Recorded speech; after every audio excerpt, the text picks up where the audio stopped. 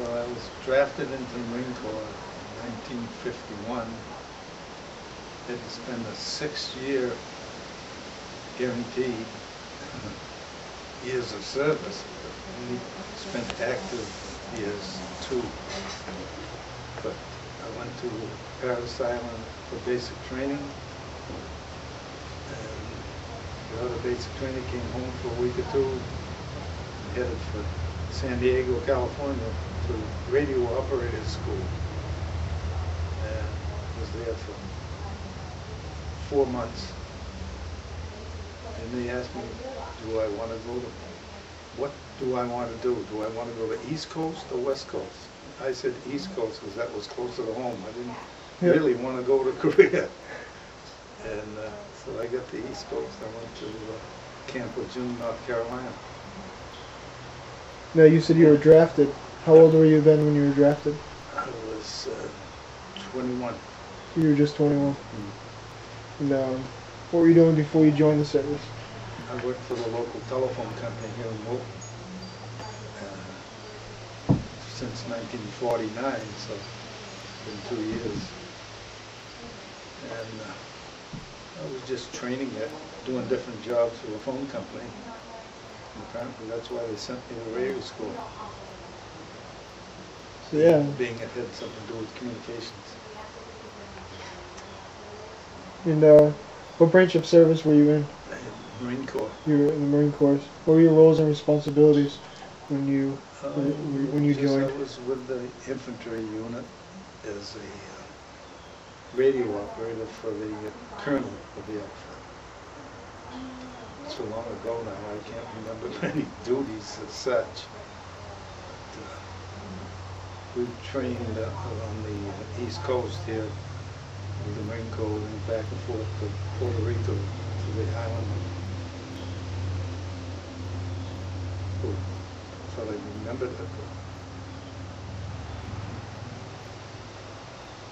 Remember the name of the town, Isabella Segunda. It's a little island that the Navy used for their training from ships. Made landings, practice landings, and forced walks, and then we'd walk up one of the higher mountains on it, and we would have a demonstration from air power, dropping napalm bombs and so forth on another hill that we could observe. And the Navy was out in the harbor firing rocket launches and stuff like that inland, and try to pick up a target. They'd have a forward observer aiming where the targets were.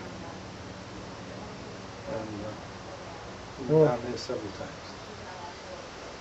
Now, how long would you go down there for? You said we'd be there for about a month. Yeah. Each time. What did your parents feel about you joining the service? They weren't very happy about it. No. I didn't join. I was drafted. Well, right. So they weren't too. No, they weren't too keen about it. My brother had got wounded in World War II, and I suppose they. Was there a culture shock on your part, meeting different people? Yeah, a little bit, because we had guys that were drafted that were from Puerto Rico. We had several guys from Hawaii that was drafted. So it seemed a different culture that way. And meeting the military as soon as we came off the bus at Paris Island was a shock. Yeah. Do you have any interesting stories from your basic training experience?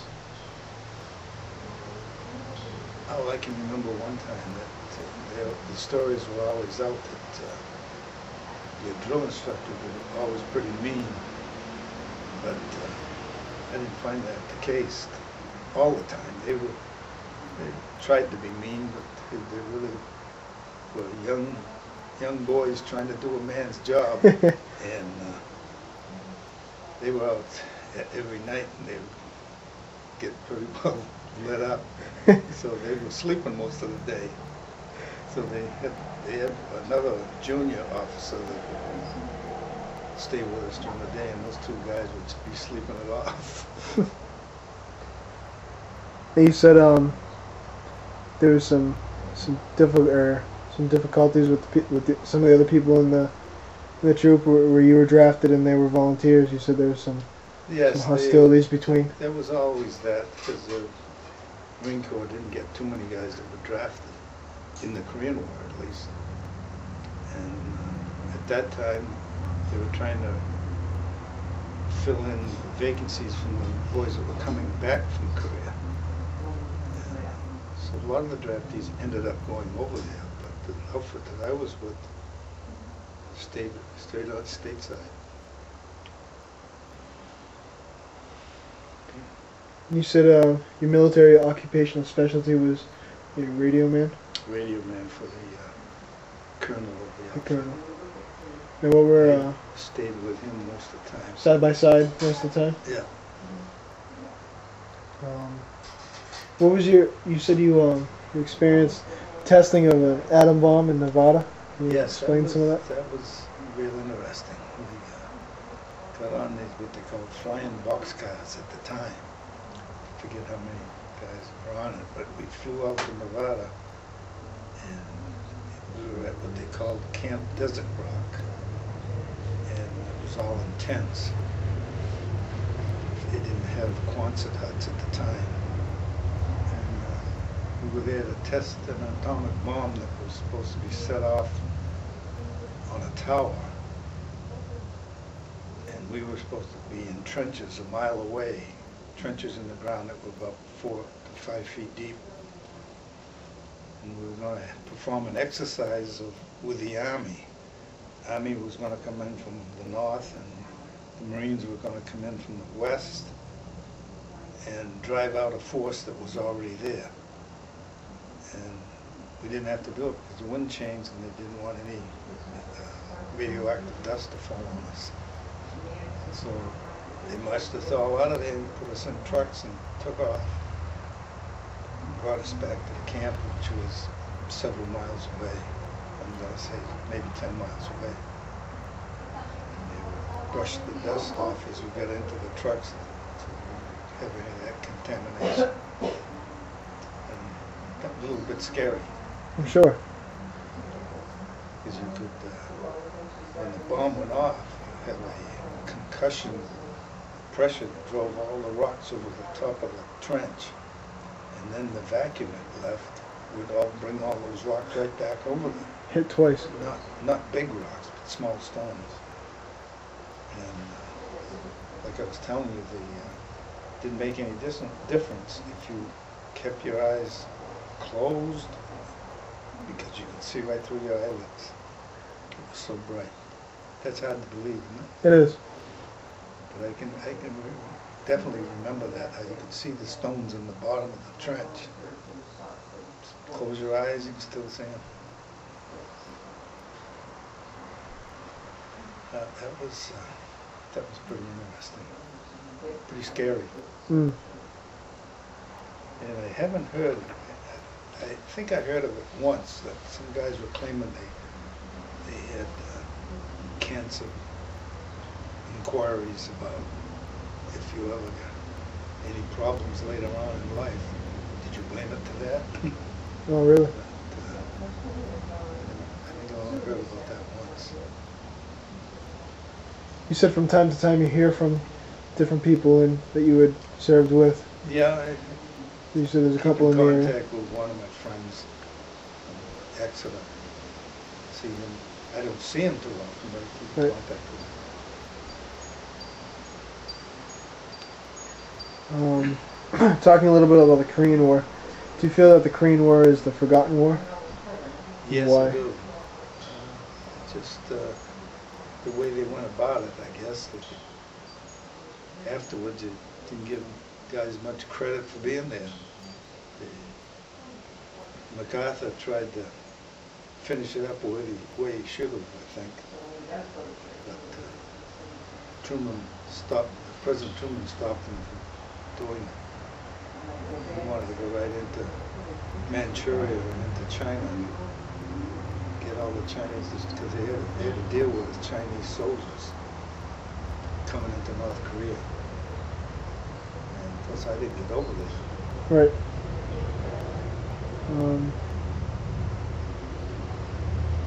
Who would you say was right, MacArthur or Truman? Well, it turns out I guess Truman was right. There've been a lot of guys, young boys who got killed.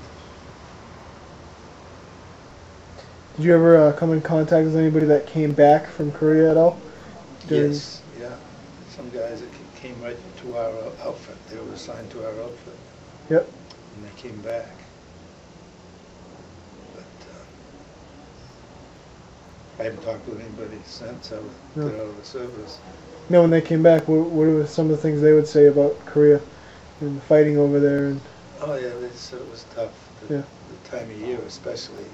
The winter time. Cold. They weren't prepared for it. No?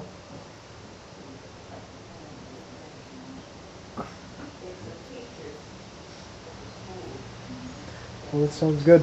Well, thank you very much. No, it's okay. And, is there anything else you'd like to add to it? Any other?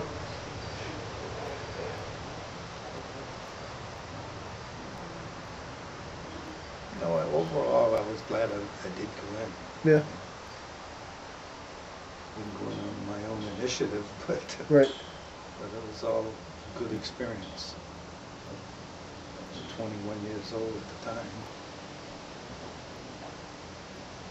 Had some good times in San Diego and Tijuana and Las Vegas. When we went to the A-bomb test, they gave us one night in Las Vegas. And Las Vegas was just starting back then. Oh, really?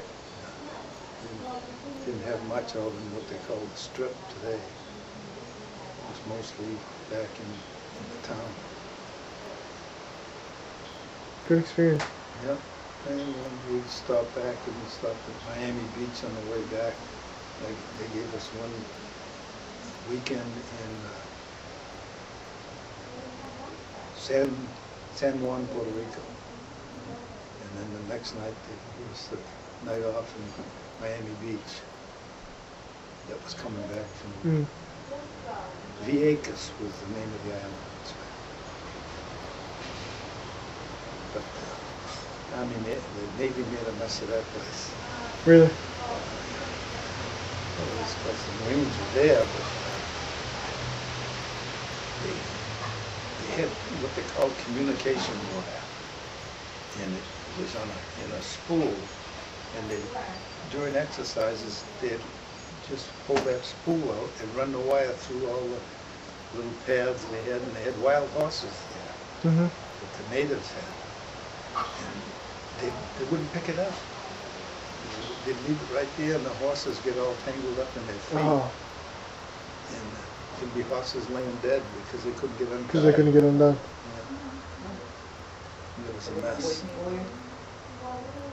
The little native kids would come when we were having an exercise. You'd have to sit and run your radio to keep in contact with the outfit. Little kids come up, want to go into town. If you pay them, go in town and get some cigarettes for you or something, they do that. Yep. You give them something. I don't remember what we gave them. That was a mess. The horses laying. You know there was something in the area that was dead, but you couldn't find it, and it would be in the brush. Oh. Where all the wire was. Where their feet be all tangled up in it. Now, what did you do when you were done with your 2 years of service? Came back home here and went back to work for a phone company. Yep. Do you think the training you received in the service with the communications helped you in your career afterwards? Would you say, or? Somewhat, but because radio communications and telephone is two different things. Right. Okay. Cool. Well, thank you again very much.